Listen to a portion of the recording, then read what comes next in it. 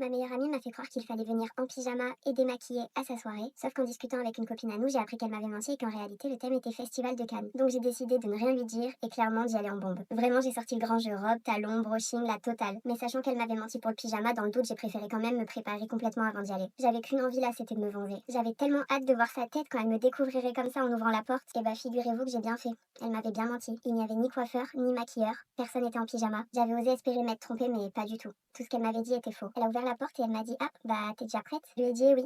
Je suis pas si bête, qu'est-ce que j'en ai l'air? Et elle m'a dit: Allez, ça va, détends-toi, c'était une petite blague. Ok, super la blague. Puis quelques heures sont passées et depuis ces deux phrases échangées à mon arrivée, on ne s'était plus adressé la parole de la soirée. À un moment donné, j'étais en train de me rapprocher de mon crush, on était assis tous les deux sur un fauteuil. On rigolait beaucoup, on était de plus en plus tactiles, on était clairement en train de flirter. De là, j'ai vu ma meilleure amie foncer sur moi, un verre à la main. Elle m'a dit: Mais pour qui tu te prends, toi? Et elle m'a jeté son verre dessus. C'était une catastrophe. Ma robe était trempée et tachée, mes cheveux collés, mon maquillage coulé. Je suis partie en courant dans la salle de bain pour me rincer. Mon crush s'est directement levé pour me suivre et j'ai entendu ma meilleure amie lui dire: T'inquiète, elle a pas besoin de toi, assis-toi qu'on fasse un peu connaissance tous les deux. Il lui a dit: Non, c'est bon, ça ira.